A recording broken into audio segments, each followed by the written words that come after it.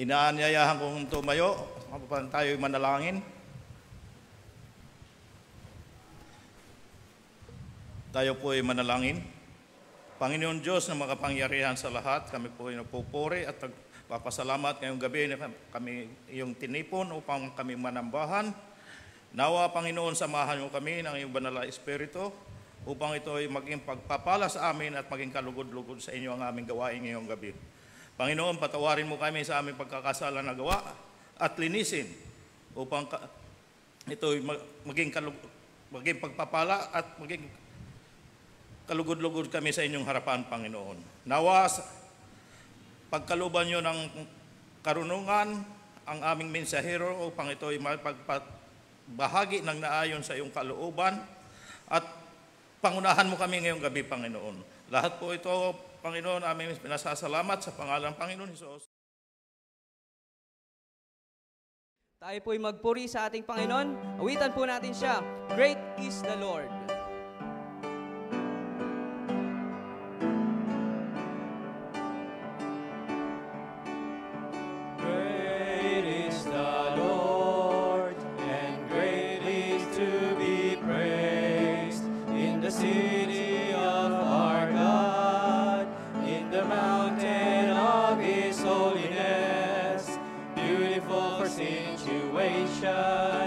The joy of the whole earth is Mount Zion on the sides of the north, the city of the great King. Great is the Lord, and greatly to be praised in the city of our God, in the mountain of His holiness. Beautiful situation, the joy of the whole earth is Mount Zion on the sides of the north, the city of the great King. Is Mount Zion on the sides of the Lord, the city of the great King. Patuloy po tayo magpuri sa ating Panginoon. Power of your love.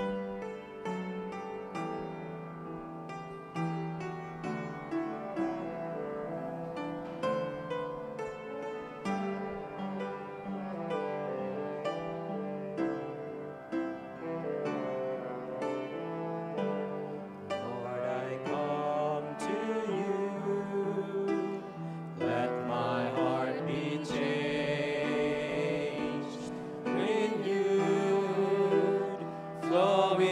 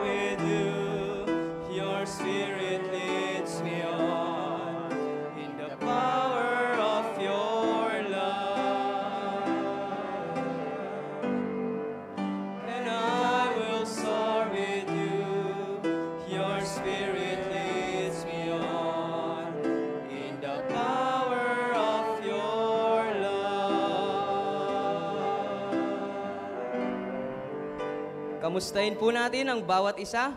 Sa pag-ikot natin po sa bawat isa, tayo po'y magkamustahan. At kantahin po natin ang dapat na makilala. Dapat na makilala. Ang bawat kaluluwa ng sugo ng Diyos Ama na si Kristo. Dapat na makilala ang bawat kaluluwa ng sugo ng Diyos Ama na si Kristo. Siyang liryo sa parang talang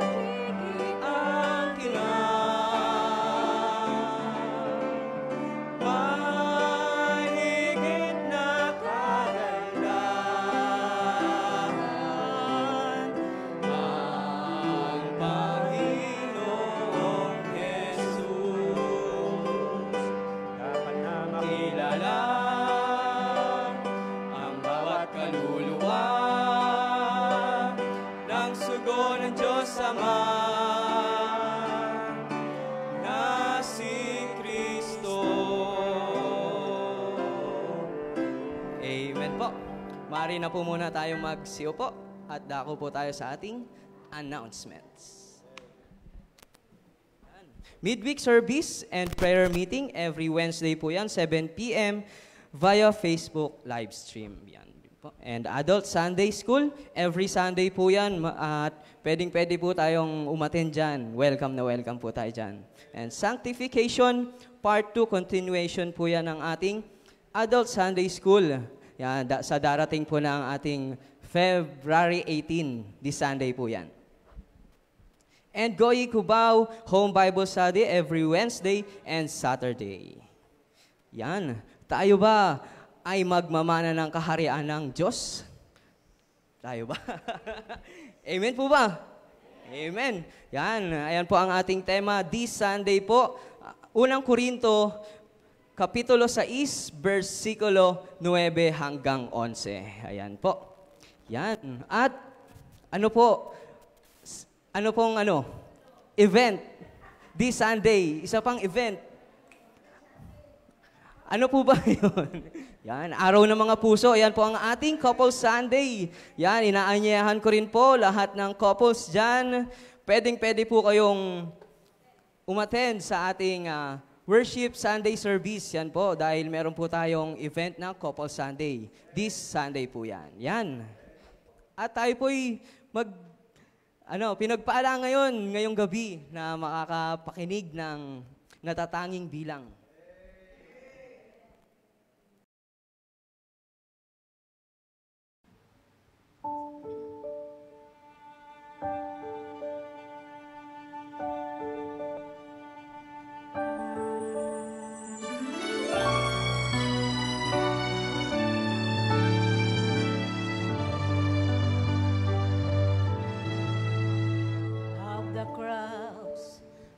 You gathered in the midst of the storm. Is your ship tossed and battered? Are you weary and worn? Don't lose hope. Someone's praying for you this very day, and peace be still is already on the way. Someone is praying for you.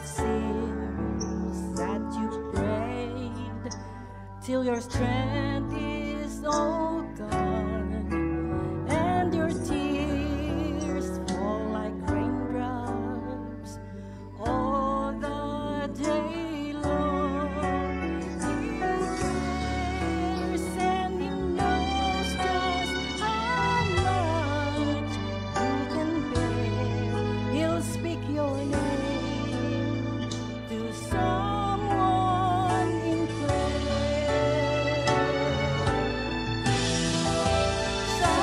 Someone is praying for you.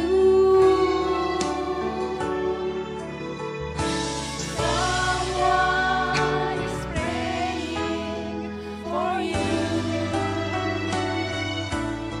So when it seems you're all alone and your heart will break in two, remember someone is praying for you.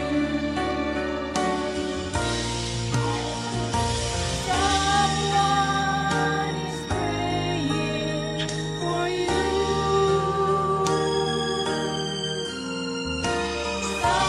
Someone is praying for you. So when it seems you're all alone and your heart will break in two, remember someone is praying for you. Remember someone is praying for you.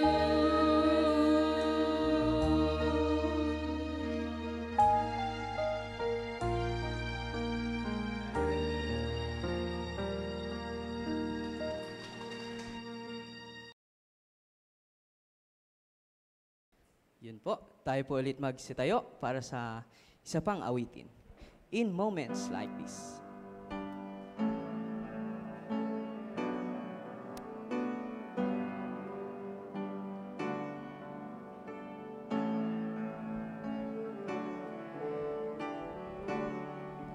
In moments like this, I sing out a song.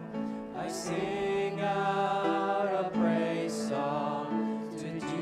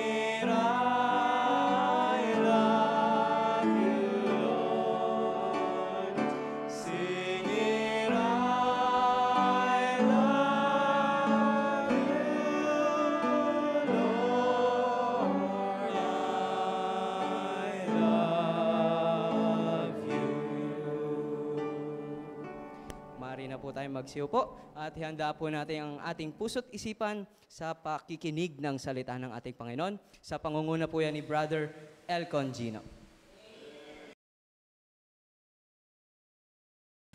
And maraming salamat po. Good evening po sa bawat isa. Magandang gabi po. Ayun, at puli po welcome sa ating pananambahan ngayong gabi. So, alam na po natin ngayon na yung araw na February 14. Ano yung meron?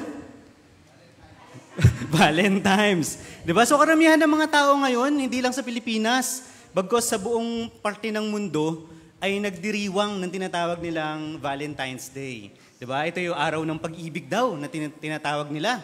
Araw ng mga puso. Diba? Happy Hearts Day pa nga yung sinasabi ng bawat isa.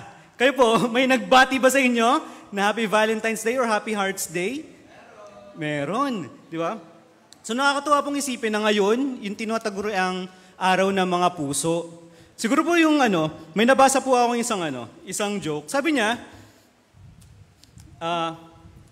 yung mga sweet na babae daw, para sa kanila daw yung Valentine's Day.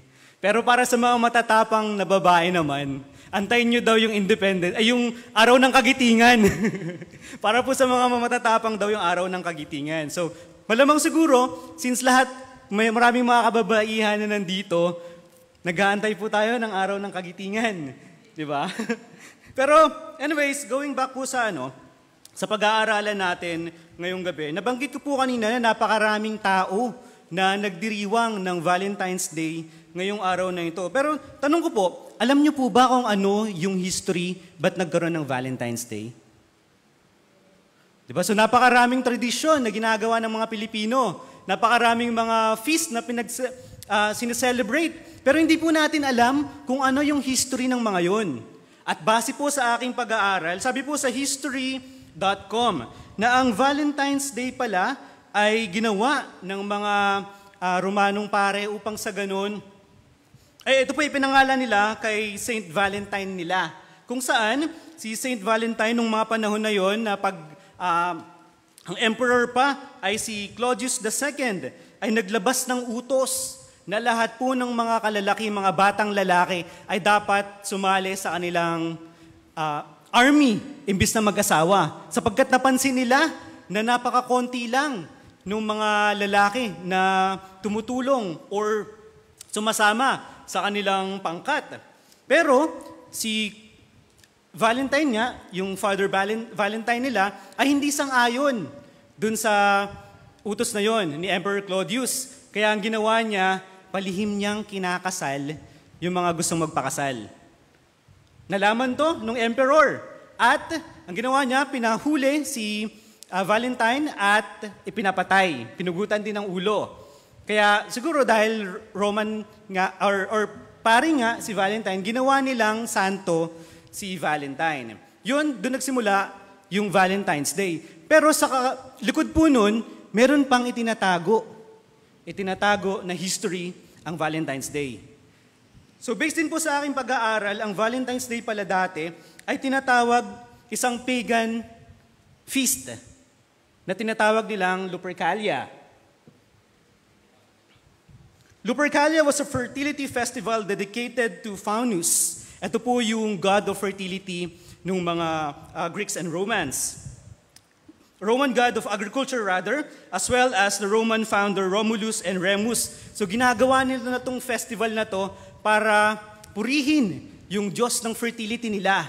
Kung saan, dito sa Lupercalia na to, nagkakaroon po ng mga pag-aalay ng mga hayop. Inaalay nila ay kambing at aso. Na based po sa pag-aaral ko, sa mga nabasa ko, kaya pala kambing at saka aso yung kanilang ginagawa dahil mataas daw yung genes ng mga asong to para makipag-mate sa isa't isa. So ganun din yung ginagawa ng mga paganong ito. Sila po ay gumagawa ng mga immoral na bagay. Sa tuwing sila ay nagdiriwang ng Lupercalia. Doon po sa mga inaalay nila ng mga kambing at aso, ginagawa po nila, binabalatan po nila ito, tapos gumagawa sila ng panghampas. So lahat ng mga babaeng makikita nila, hinahampas nila. Yung mga babaeng ito naman po, Gusto nila na nagpapahampas kasi daw, kapag daw nahampas sila nung mga balat nung asong ito at saka nung kambing na ito, ay magiging fertile sila. So makakapagbunga sila or mabubuntis sila, makakapagbunga sila ng magaganda at malalakas na mga tao. Yun po, yung pinagmulan ng Valentine's Day. At dahil nga sa kagustuhan ng Roman Catholic na i-convert yung mga tao, maakay sila sa kanilang paniniwala, ay Christianize nila itong pagan belief na to. At ito po ay tinatawag natin ngayon na Valentine's Day. So siguro nagtataka po kayo, yung introduction ni Sir Gino, may bumati ba sa inyo ng Valentine's Day? Tapos ngayon, sasabihin niya yung history na ganun pala. So kapag nagdiwang pala ako ng Valentine, ibig sabihin, sumasang-ayon ako sa pagan belief. Diba? Kaya po, ang pag-aaralan po natin ngayon, yung paniniwalang yon, Valentine's Day, ay nagmula po sa puso ng tao. Kaya po ang pag-aaral natin ngayong gabi ay pinamagatan pong mapagkakatiwalaan ba ang puso? Ito po'y matatagpuan sa Jeremiah chapter 17 verse 19. Inaanyayahan ko po kayong magsita yung lahat.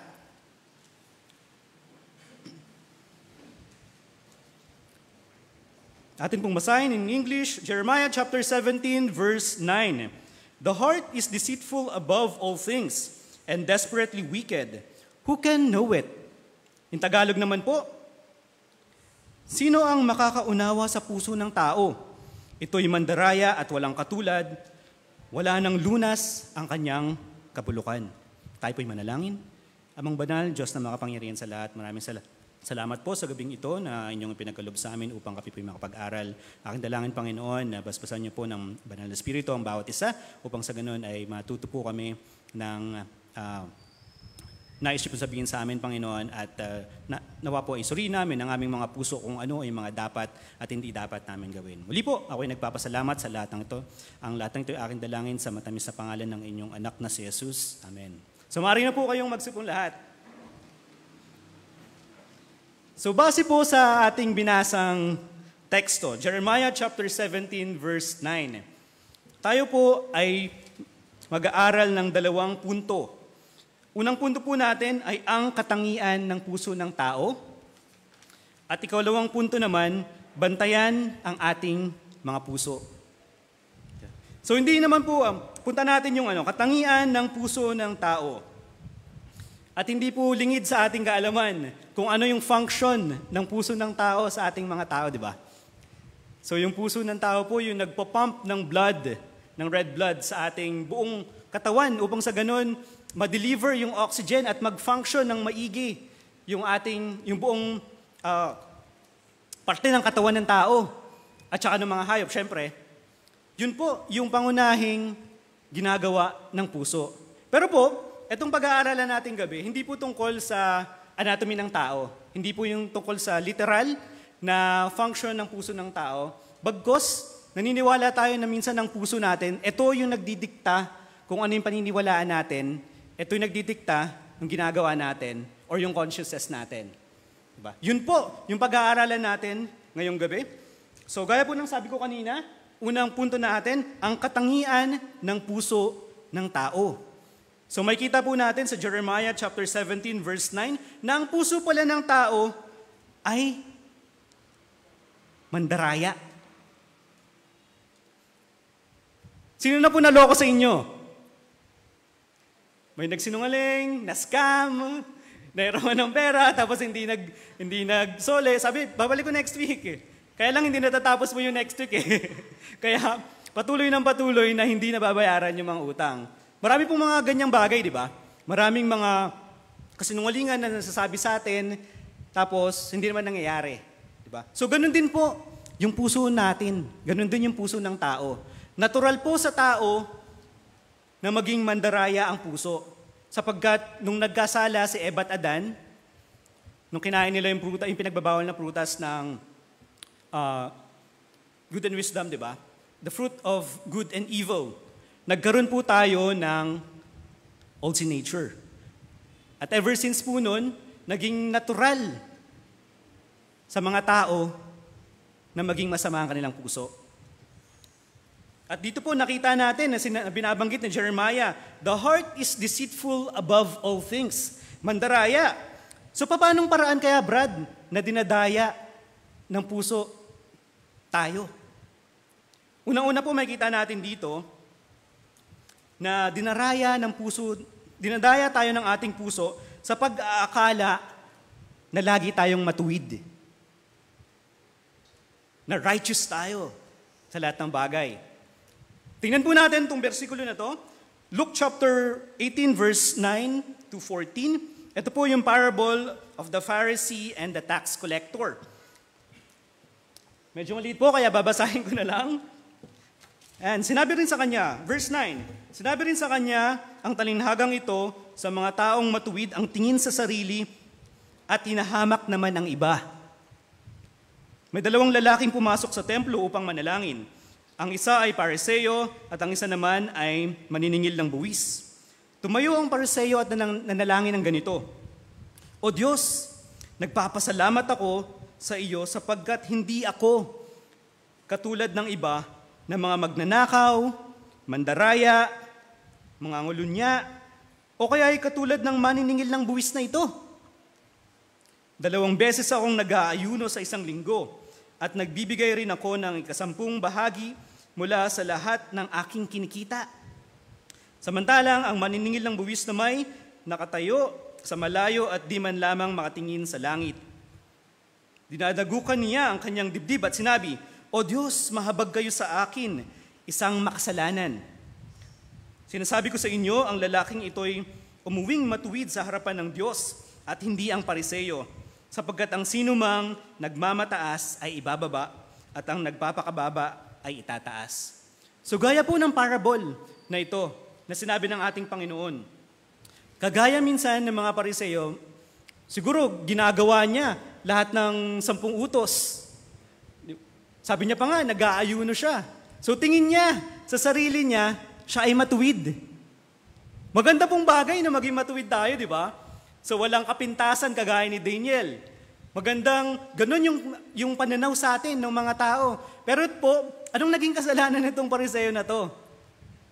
Naging mayabang po siya. Minsan po, ganun din yung nangyayari sa atin eh. Di ba? Ako minsan, ganun talaga yung tingin ko sa sarili ko. Parang napapakringe akong ganun pag nakakita ako ng ginagawa ng ibang tao. Kasi feeling ko, ang galing ko. Feeling ko, tama ako. Tapos yung ginagawa nila, hindi. Though, minsan, makita natin. Kasi iba talaga yung buhay ng merong Panginoong Hesukristo sa kanyang puso at iba rin yung buhay ng mga wala. Ang nakakatakot po nito, kung meron sinasabi natin na meron tayong Jesus sa ating puso, pero yung ginagawa natin taliwas sa mga nais ng Panginoon. Kaya po minsan talaga nadadaya tayo ng ating mga puso, di ba? So sinasabi yung puso natin, hindi, okay lang yan. Konti lang naman eh. So for example, nakita mo, yung mga barkada mo na nagyosi, bilang kabataan, iyaya ka. JM, hitit ka, isa lang. Sarap to. So ikaw naman, una, ayaw ka pa. Hindi. Pero dahil sa curiosity ng tao, dahil nga, sabi ko nga kanina, na natural sa tao yung pagiging masama, subukan ko yan. Ubo ka pa. Pangalawa, hanggang nakaubos ka na ng 1 stick, 2 stick, 3 sticks, hanggang 1 kaha na. Hanggang hindi na maalis sa sistema ng katawan mo. Diba? So sinabi ng puso natin, okay lang yan. Konti lang naman eh. Tikim lang naman eh. Hanggang hindi natin namamalayan na may masama na palang nangyayari. Na hindi na pala tama yung ginagawa natin. Kasi po minsan, tandaan natin, sa ayaw at sa gusto natin, kadalasan parang Pariseo din yung perspektibo natin sa tingin natin sa ating sarili. Nawawalan na tayo ng guard. Hindi na natin binabantayan yung mga ginagawa natin, yung mga naiisip natin, yung mga pinapanood natin, yung mga sinasabi natin. Maganda po na maging batayan talaga natin yung Biblia maging maganda po na matuwid tayo sa ating landasin, pero nawa po ibantayan natin ang ating mga puso at hindi tayo madaya kagaya ng Pariseo na maging mayabang, na ang tingin natin sa ating mga sarili ay laging matuwid. So we tend to judge others kung ano'y nakikita natin sa kanila. At nagja-judge tayo ng tao just knowing yung isang side ng story lang. Di ba ang sarap makinig sa chismis? Ako pag ganyan. Madalas po kasi may mga nakakarinig ako ng mga nagkwentuhan na ganyan. Open ears ako. Hindi ko mapigilan, pero hindi ako nagko-comment, pero pinapakinggan ko kung ano yung mga nangyayari. Ganun po madalas yung ginagawa ko. At madalas po, bilang mga Kristiyano, ganun din. Ganun din tayo. Di ba? Ang sarap makinig sa chismis eh. Hindi natin hindi natin maiwasan eh. Ang sarap mag-usap ng buhay ng iba. Tama? Opo, tama. Masarap. Kasi mamaya makikita natin kung hindi ako yung nagsabi nun, pero makikita natin, nasabi po ng Biblia na may mga tao talaga na mas gusto makinig sa chismis. So gaya din po nun, dapat i-acknowledge natin, gaya po nung maniningil ng buwis, i-acknowledge natin na marami tayong pagkukulang bilang mga tao at Kristiyano. Kagaya ng maniningil ng buwis, di ba? Alam niya sa sarili niya, di ako karapat-dapat na umarap sa iyo, Panginoon. Hindi natin alam kung ano yung buong prayer niya nun. Malamang humingi siya ng tawad talaga. Kasi nakita naman natin kung gaano ka-please yung Panginoon sa kanya. Kaya, di ba sabi nga ng Panginoon sa dulo,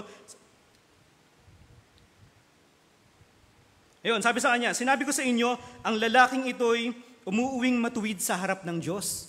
Hindi yung Pariseo na gumagawa ng 10 Commandments, na nag-aayuno twice, yung nagbibigay ng tithes and offering niya. Pero mayabang. So mas naging kaaya-aya sa paningin ng ating Panginoon, yung umamin na siya'y makasalanan, nagpakababa ng loob. Sana po maging ganun din po tayo. At hindi rin, huwag natin laging sabihin na tayo ay laging matuwid. Sabi nga po ng isa, admitting one's mistake is the first step to correction.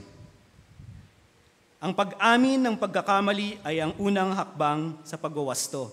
So hindi po natin malalaman or hindi natin makokorek ang isang bagay unless hindi natin naaminin na hindi tama to. Sa amin po sa IT industry, madalas yung saying na sinasabi na a problem well-defined is a problem half-solved. Ibig sabihin, kapag naintindihan mo kung ano yung problema, yung issue, madali mo na tong magagawa ng paraan. Madali mo na tong masusolusyonan. So ganun din po.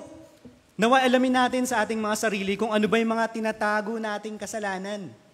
Hingin natin ito ng tawad sa ating Panginoon upang sa ganun, maging karapat-dapat tayo sa kanyang harapan. Isa pong punto kung paano tayo dinaraya ng ating mga puso ay laging ang pagtitiwala sa sarili lamang. Hindi, Brad, magaling na ako. Achiever ako nung nag-aaral ako. I graduated with flying colors. May laude-laude ako sa title ko. Maganda yung score ko nung nag-bar exam ako. Yung nag-board exam ako. Diba? Hindi ko kailangan sundin yung mga payo ng nung ibang tao. Kasi alam ko sa sarili ko, magaling na ako eh. Gaya po nung Pariseo kanina, na mayabang yung tingin sa kanya, pag tayo po ay umasa lamang sa ating sarili, dinadaya po tayo ng ating puso.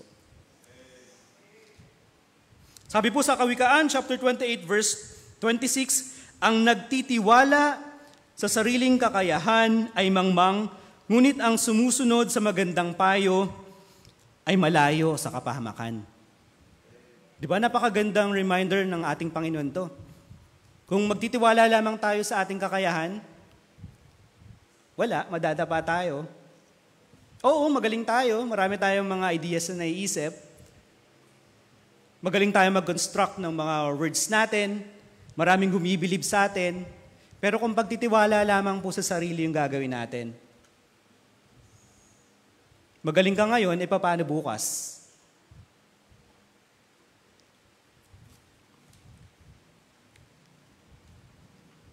Sabi rin po sa Jeremiah chapter 17 verse 5, sinabi ni Yahweh, susumpain ko ang sinumang tumalikod sa akin at nagtitiwala sa kanyang kapwa-tao sa lakas ng mga taong may hangganan ng buhay.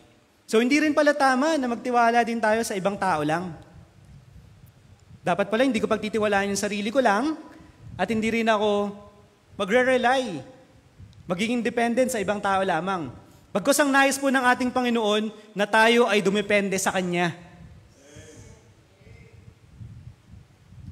So as long po as nagtitiwala tayo sa ating sarili lamang at wala nang iba, dinaraya po tayo ng ating puso. Hindi po yan yung nais ng ating Panginoon. Isa pa pong karakteristik ng puso ng tao maliban sa mandaraya, siya po pala ay walang lunas sa kanyang kabulukan. Desperately wicked, walang lunas. So sinulat po ni Jeremiah dun sa chapter 1, yung chapter 2 rather. Jeremiah chapter 2 verse 13, yung dalawa ang kasalanan ng aking bayan. Tinalikuran nila ako na bukal na nagbibigay buhay, at humukay sila ng balon, ngunit mga balong butas na walang naiipong tubig. So ito po yung kung paano inilarawan ni Jeremiah yung mga tao sa Judah. Diba? Andiyan na yung Panginoon, nagbigay ng provision sa kanila. Though alam naman natin na yung kaharian ng Israel ay nahati. Diba? Kingdom of Israel tsaka yung Judah. So dito nag-exist na lang yung Judah, at despite nung pagpapakita ng ating Panginoon ng kanyang provision, ng blessing, nakita pa rin ni Jeremiah na yung mga tao ay tumatalikod sa Panginoon. Bagkus sumahanap yung mga tao ng iba. Sabi niya dito, tinalikuran, ito yung dalawang kasalanan nung Judah, tinalikuran ang nag-iisang tunay na Diyos at hinahanap ang kanilang kasiyahan sa ibang lugar. Minsan po nangyayari sa atin din, no? Kapag broken-hearted tayo, hindi ko naman sinasabi na lahat na nakaranas, na nabasted, nakipag-break. Merong iba dito, yung first love nila, yun na mismo yung nakasama nila habang buhay. Pero sa karamihan sa atin, uy, Brad, ang sakit. Iniwan ako, sumama sa iba. Ayaw niya na sa akin. Minsan ganun po yung sinasabi sa akin ni B. Kasi nakwento ko sa kanya na hindi siya yung first na na girlfriend ko dati. So meron akong dating girlfriend nung bata-bata pa, at pinagpalit po ako sa iba. Siguro gusto niya mas hindi ko lang alam, baka gusto niya mas yung kagaya nila na mahilig sa party, laging lumalabas, adventurous. Kasi po ako hindi ganun eh. Nung high school po ako tsaka college, ang gawain ko lang, or ang buhay ko lamang, bahay, school, at tsaka church. Hindi na po ako sumasama sa iba. Ganun lang lagi. Siguro na-bored sa akin, kaya ganun. Nakaramdam ng sakit siguro yung karamihan sa atin. At imbis na sa Diyos tayo humingi ng tulong, sa paikot sa kaibigan tayo humingi ng tulong. Inuman dito, inuman dyan, gawa ng kalokohan dito, gawa ng kalokohan dyan. Diba? Normal naman po, kung wala pa tayong Kristo sa ating puso, normal naman na ganun yung gagawin natin. Diba? Pero ganun po kadalasan yung ginagawa ng mga tao. Or hindi kaya kinulang tayo. Siguro marami tayong mga bayarin sa bahay. Tuition na. Di ba may kataga nga sa Pilipino na ang taong nagigipit, sa Bombay kumakapit. Di ba? So ganun po kadalasan, imbes na tumingin tayo ng tulong sa ating Panginoon. Lord, medyo kulang po ako ngayon, kailangan ko po ng extra na tulong. Hindi po. Titingnan natin yung listahan natin. Listahan ng Bombay kung pwede pa ba tayo makautang o hindi. Ganun din po yung ginagawa nung mga tao sa Juda noon. Imbis na sa Panginoon sila, tumitingin po sila sa ibang, o hinahanap ang kanilang kasiyahan sa ibang lugar. Kaya po, mag-ingat din po tayo. Kasi minsan, ganun yung ginagawa natin, na imbis na sa Panginoon tayo lumalapit, sa iba talaga tayo lumalapit.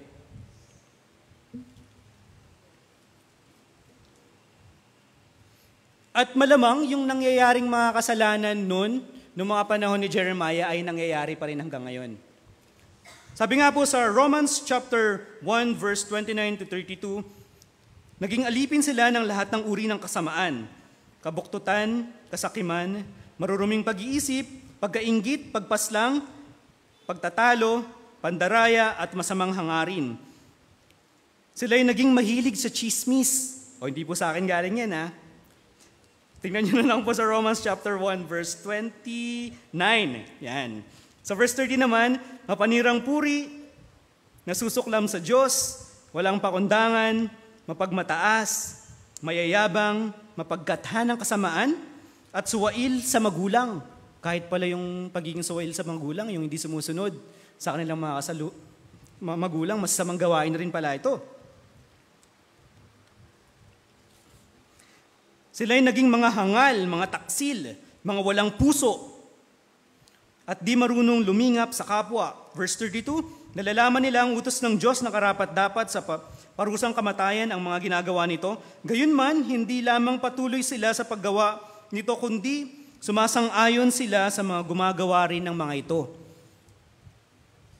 Parang dalawang klase ng tao pala, no? Yung mga gumagawa ng masama mismo, at saka yung mga walang ginagawa or sumasang-ayon lang sa mga gumagawa ng masamang ito. So hindi po lahat ng tao ay gumagawa ng mga ganitong kasamaan, kasamang mga bagay, ngunit lahat ng tao ay makasalanan at hindi po tayo karapat-dapat sa Diyos. Gaya po ng sabi sa Romans chapter 3 verse 23. Gaya nga po ng walang lunas yung kabulukan ng tao, na sinabi rin po sa Luke chapter 7 verse 21 to 23, sapagkat sa loob, sa puso ng tao, nagmumula ang masasamang isipan, nag-uudyok sa kanya upang makiapid, magnakaw, pumatay, mangulunya, magimbot, gumawa ng kasamaan tulad ng pandaraya, kahalayan, pagkainggit, paninirang puri, pagmamayabang at kahangalan. Ang lahat ng masasamang bagay na ito ay nanggagaling sa puso at dahil sa mga ito ay naging marumi ang tao. So sinabi po na yung mga kasalanang ito pala ay nanggagaling sa puso. Kung ano pala yung laman ng puso ay nagre-reflect sa kung anong ginagawa natin. Yung attitude natin, yung character natin, yung decision making natin, prioritization natin. Lahat pala yun nanggagaling sa puso. Kaya nakakatakot, no, kung titingnan natin, ano kaya laman ng puso ko ngayon? Ano kaya yung nagda-drive sa akin sa araw-araw? Mamaya po malalaman po natin yan. Kung ano yung mga pwede natin gawin, though alam na natin na masama nga or maraming kasamaan, yun nanggagaling sa puso ng tao. Ano kaya yung mga tinuturo ng Panginoon para kontrahin tong mga to? So isa pa pong katangian ng puso ng tao ay walang nakakaunawa dito. Di ba nga kahit nga tayo, mga may-ari ng puso na to, minsan hindi natin alam kung paano tumatakbo yung puso natin. Minsan nakakaramdam tayo ng mga hindi magandang bagay. Alam natin na mali, pero bakit ganun? Ginagawa pa rin natin. Alam natin hindi maganda, pero still, andyan pa rin. Minsan po, si Pastor, hindi siya mahilig mag-browse sa Facebook, di ba? Ako hindi ako mahilig mag-post. Very limited lang yung mga post na ginagawa ko. Pero minsan po pag wala akong ginagawa, nag-browse po ako. At marami po ako nakikita ngayon na yung mga content nila ay hindi magaganda, merong mga babaeng sumasayaw, maiksi yung damit, halos wala nang itago sa kanilang katawan. Minsan po, browse akong ganun, makakita ako. Ay sige, masama yan. I-skip natin. Tapos maya-maya, biglang may bubulong sa utak ko na balikan mo. Tignan mo saglit lang. Tapos babalikan mo naman ganun. Diba? So sabi po ng ating Panginoon na ang lalaki pala na tumingin ng hindi maganda sa kanya, sa isang babae ay nangangulon niya na. Adulterer na pala ako nun. Pag ganun, kaya po mag-ingat ang bawat isa sa mga nakikita natin. Kasi walang filter yung social media. Kahit ano meron dyan. Kaya po, nagtataka nga po ako, though wala akong anak, pero nakikita ko po yung ibang magulang na para lang mapatahimik yung mga nagwawalang anak nila, bibigyan nila ng cellphone. So yung ibang nagdo-TikTok, nakikita ko, yung iba nanonood ng mga video sa YouTube. Pero tandaan po natin na walang filter po yung internet. So mamaya, yun na pala, hindi natin sinasaway yung mga anak natin, hindi natin tinitingnan ng maigi. Iba na pala yung tumatakbo sa puso nila. Kung ano pala yung nakikita nilang hindi magaganda. Kaya po talaga hindi natin mauunawaan yung puso natin. Sabi nga po ni Matthew Henry, there is wickedness in our hearts which we ourselves are not aware of and do not suspect to be there. May kasamaan sa ating mga puso na hindi natin alam at hindi natin pinaghihinalaan na naroon pala. Magugulat na lang tayo minsan, ba't nagawa ko? Diba? Ngayon naman po, nakita natin kung ano ba yung meron sa ating puso, yung katangian ng puso. Ngayon naman po, dumako tayo sa ikalawang punto natin, bantayan ang ating mga puso. Unang-una po, alamin po natin kung ano yung pinapakain natin sa ating mga puso. Sino po yung hindi tinatamad dito na magbasa ng Bible? Inaamin ko po, nakakatamad minsan magbasa ng Bible. Minsan pag magbabasa ako, maya-maya tulog na ako. Inaantok na ako. Hindi ko natatapos yung binabasa ko. Nakakatamad, no? Minsan naman, pag mag-a-attend ng service, mga fellowship, mga outreach, mga Bible studies, lahat po ba ng mga sinasabi ng preacher na papakinggan natin? Minsan nakakawalang gana, no? Hindi natin pinapakinggan. Yung nag-a-attend tayo for the sake of attendance. Na makita natin yung mga kakilala natin, yung ka-fellowship natin. Pero minsan hindi natin pinapakinggan talaga yung buong context ng tinuturo ng mga preachers natin. Kaya po bantayan natin, or tingnan natin, alamin natin yung pinapakain natin sa ating mga puso. Madalas po, nagkakayayaan kami na mag-basketball. Pagtapos po namin mag-basketball, automatic po yan na magkakayayaan kami na kumain muna. Meron pong isang instance na after namin maglaro at pagtapos namin kumain, pag uwi ko ng bahay, hindi ko alam na nagluto pala ng ulam si B. I-flex ko lang po yung asawa ko, maliban sa maganda siya, masarap din po siyang magluto. At kaya nga po, talagang hindi ko mapigilan, tumataba talaga ako pag nagluluto siya. Ang dami ko po nakakain, pero nung gabing yon, nung pag-uwi ko, hindi ko masabi sa kanya na kumain na ako. Hindi ko masabi sa kanya na busog na ako. Ang ginawa ko po noon, pinilit ko yung sarili ko na kumain pa rin, pero hindi ako nakakain ng marami. Ayoko lang ma-offend siya, kaya kumain ako. Ganun din po minsan siguro sa atin, kaya po siguro tinatamad tayo sa pagbabasa ng Bible, kaya tayo walang gana sa pakikinig ng salita ng Diyos, kasi busog na po yung utak natin sa kung ano-ano. Alam po ba natin yung tumatakbo? Alam po ba natin kung ano yung finifeed natin sa ating mga puso, sa ating mga isip? Nawa po, ibantayan po natin kung ano yung mga pinapasok natin dito. Kaya po sabi po sa Kawikaan chapter 4 verse 23, ang puso mo'y ingatan mabuti at alagaan pagkat iyan ang siyang bukal ng buhay mong tinataglay. Ingatan po natin yung ating mga puso.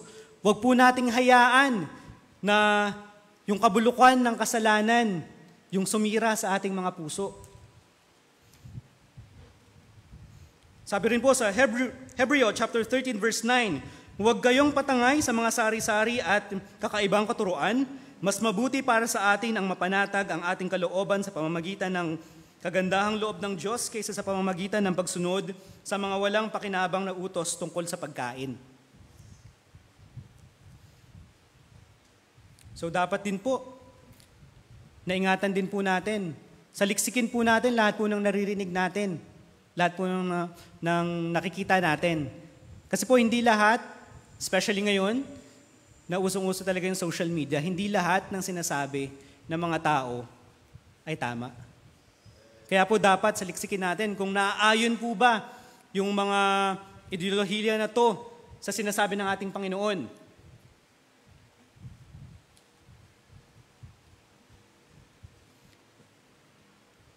Isa pa pong paraan para mabantayan natin ang ating mga puso ay huwag tumingin sa pamamagitan ng mata lamang.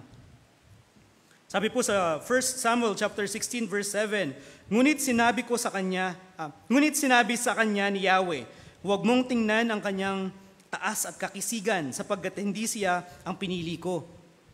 Si Yahweh ay hindi tumitingin ng katulad ng pagtingin ng tao. Panlabas na anyo ang tinitingnan ng tao, ngunit sa puso tumitingin ng tao. So hindi pala purkit maganda sa paningin natin, tama na.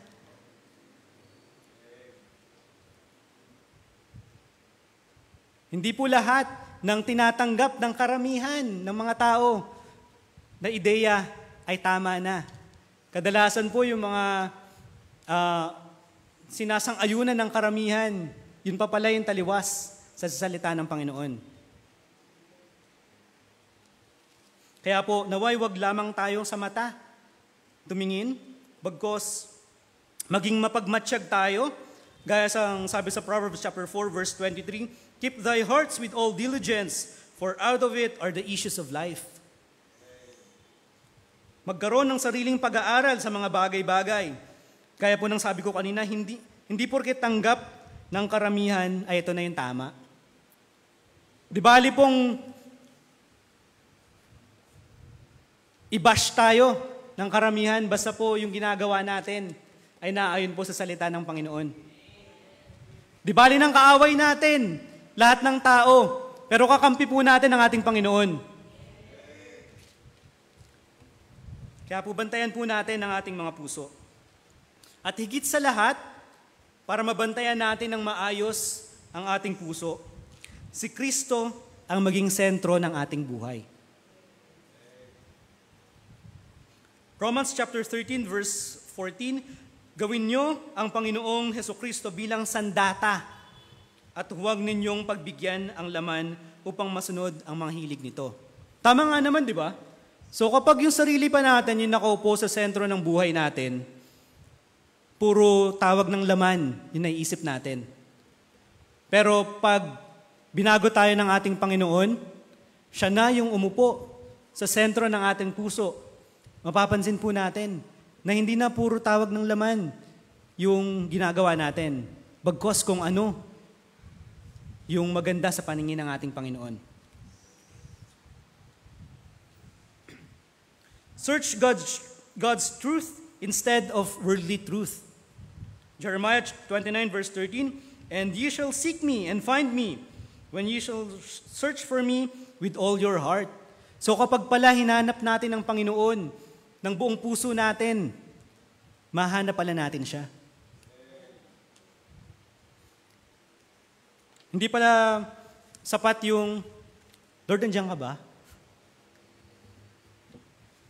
Hindi pala sapat na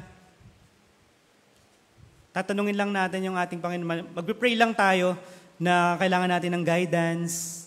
Ganon. Dapat pala, kapag hinahanap natin ng Panginoon, gamitin natin ang ating mga puso para hanapin siya. Sa ganong paraan po, maiiwasan natin yung kabulukan ng kasalanan na mamutawi sa ating mga puso, na kumalat sa ating mga puso, na maging driver ng ating pamumuhay bilang Kristiyano. Bilang conclusion po sa pag-aaral natin ito, may papakita po ako sa inyo. Ito po ay isang example ng phishing email. Ako po ngayon bilang sa cybersecurity analyst, ang trabaho ko po ay maghanap ng hindi totoo. Kung saan may maaring magbunga ng hindi maganda kapag na-click ng user yung file na binigay sa kanya. Ito po yung example na yon, isang phishing email. Galing po ito sa BPI ko, no? Dear valued BPI holder, due to security reason, we would like to verify some of your personal banking details. This is to prevent any unauthorized transactions made using your credit card as part of our security measures. Your credit card will be limited and rendered unusable until you finish our verification process. To verify your banking details, click Verify below. Meron pong verify dito sa baba. Na pag-click mo po yan, automatic po na makukuha ng bad actor yung mga credentials mo, yung mga details mo, pwede yung username and password para magkaroon siya ng access sa mga bank account mo, sa mga social media mo, at makuha niya yung mga importanteng detalye patungkol sa'yo.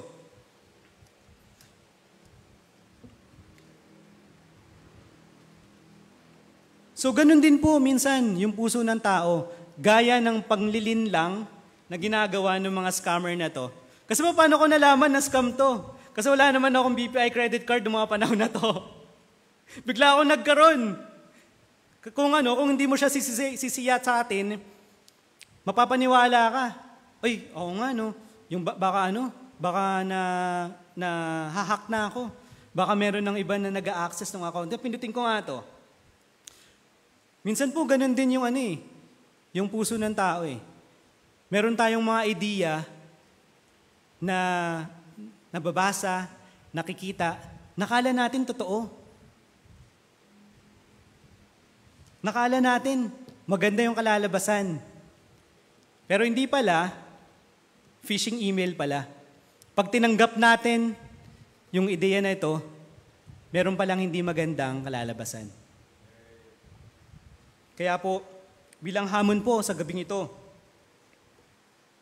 gaya ng mga malicious email na ito na merong mga masasamang resulta, dapat din po nating bantayan ang ating mga puso na hindi maglaman ng hindi maganda. Bantayan po natin kung ano yung pinapakain natin sa ating mga puso, godly teachings kaya or worldly teachings. Ginagawa ba nating batayan ang mga nakikita lamang natin sa pamamagitan ng ating mga mata? Or nagsasaliksik tayo kung tama ba yung mga bagay na finifeed natin sa ating mga puso? Ang Panginoong Diyos ba ang sentro at ang nakupo sa trono ng ating buhay? No po, pag labas po natin ito, siyasatin po natin yung ating mga puso't isipan. Kung meron ba akong mga kasalanan na tinatago pa, na hindi natin alam, gaya ng sabi ni Matthew Henry kanina, hingi po natin ng tawad sa ating Panginoon yan. Talikuran po natin yung mga masasamang mga bagay na ginagawa natin, na inuudyok ng ating mga puso. Tayo po'y manalangin. Amang banal, Diyos na makapangyarihan sa lahat. Tunay nga po, Panginoon, na kami nagpapasalamat sa mga gabay na ibinibigay niyo sa amin, Panginoon. Alam po namin, Panginoon, na hindi kami perpektong mga anak. Madalas po kami nagkakasala. Pero nararamdaman po namin ang inyong pag-ibig, Panginoon. Handa niyo po kaming patawarin sa aming mga kasalanan. Linisin kami, Panginoon, upang maging karapat-dapat na humarap sa inyo. Lord, sa aming paghiwalay ngayong gabi, Panginoon, nawa po, kayo po nawa yung manguna sa amin at paglabas po namin ito dito sa bahay-sambahan na ito ay wag po nawa na kasamaan pa rin yung mamumutawi sa aming mga puso. Dahil binago niyo po kami, Panginoon, nawa po yung mga godly teachings na yung aming gagawin.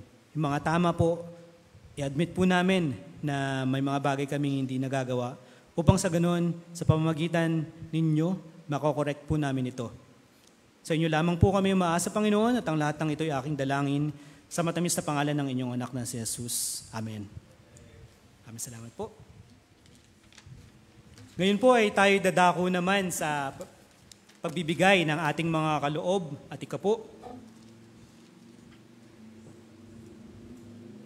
Basahin ko po, mga Gawa, versikulo 20:35. Nagbigay halimbawa ako sa inyo sa lahat ng mga bagay na sa ganitong pagpapagal ay dapat kayong magsisaklolo sa mahihina at alalahanin ang mga salita ng Panginoong Hesus na siya rin ang may sabi, lalo pang mapalad ang magbibigay kaysa tumanggap.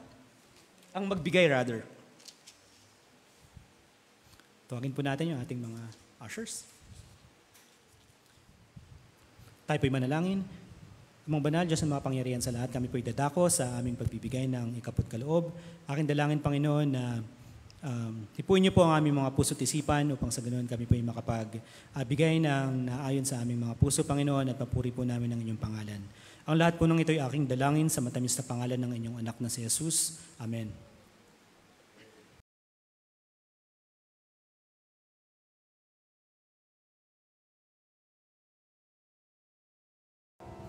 Amang banal, maraming salamat po sa tapos naming pagbibigayan, Panginoon. Aking dalangin na ang mga salaping aming nalikom ay mas maging kagamit-gamit sa inyong gawain, Panginoon. Ganyan din po, Panginoon, pagpalain niyo po nawa. Higit pa ang aming mga negosyo, aming mga trabaho, Panginoon, upang sa darating na, sa mga susunod na pagtitipon, Panginoon, ay mas lalo pa po kaming makapagbigay at mas maging daluyan ng inyong pagpapala. Ang lahat po na ito ay aking dalangin sa matamis na pangalan ng inyong anak na si Jesus. Amen.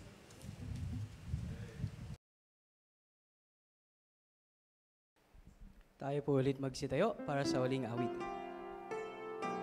Love will be our home.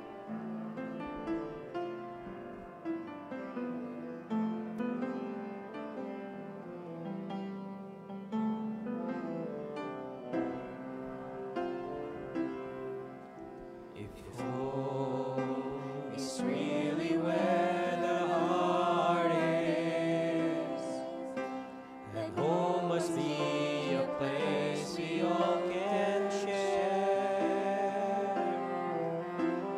For even with our differences, our hearts are much the same. For where love is, we come together there. Whenever there is laughter ringing, someone smiling, someone dreaming, we can live together there. This love will be our home. Wherever there are children singing, where a tender heart is beating, we can live together there. This love will be our home.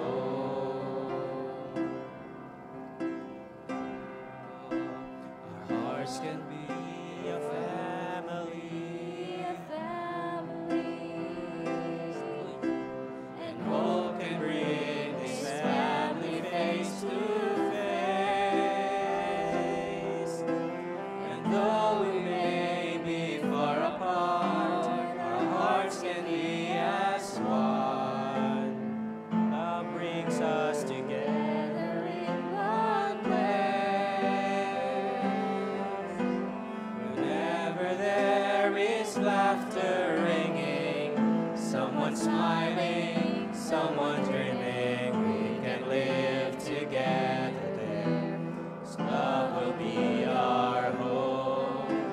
Where there are words of kindness spoken, where a vow is never broken, we can live together there. This love will be our home. Love will be our home. Love will be our home. Wherever there is laughter ringing, someone smiling, someone dreaming, we can live together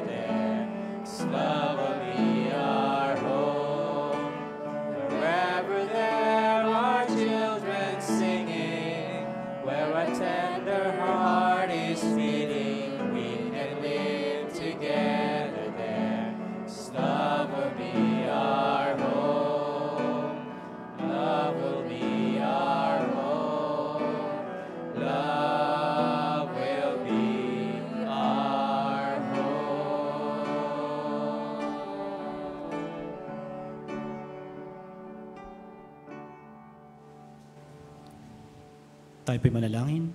Amang banal, Diyos na makapangyarihan sa lahat, maraming salamat po sa katapos naming gawain ngayong gabi, Panginoon. Aming dalangin, Panginoon, nawa po'y sa aming pag-aaral ngayong gabi, Panginoon, ay napuri po namin at nasamba ang inyong pangalan, Panginoon. Gayon din po sa aming pag-iwalay ngayong gabing ito, Panginoon, nawa po kayo po mag-ingat sa amin, makarating po sa aming mga tahanan ng maayos at ligtas. Basbasan niyo po kami, Panginoon. Ibigay niyo po, Panginoon, yung mga pagpapala na narapat po, Panginoon, sa bawat isa sa amin, Panginoon. Gayon din po, aking dinadalangin, Panginoon, ng aming pastor, na nawa po inyo po siyang basbasan, gabayan, Panginoon, upang masalo niya po pang hawakan ng aming iglesia, Panginoon. Ang bawat isa din po, Panginoon, ay inyong pakaingatan, at kung meron man pong mga kapatiran, Panginoon, na nakakaramdam ng karamdaman, extend niyo po ang inyong mapagpalang kamay. Pagalingin niyo po sila, Panginoon, upang sa darating na aming mga titipon, Panginoon, at samba sa inyo, Panginoon, ay makasama na po namin sila, Panginoon. Muli po, ako ay nagpapasalamat sa lahat-lahat, at ang lahat po ng ito ay aking dalangin sa matamis na pangalan ng inyong anak na si Jesus. Amen. Po sa ating lahat, patuloy po tayo magdalanginan sa bawat isa.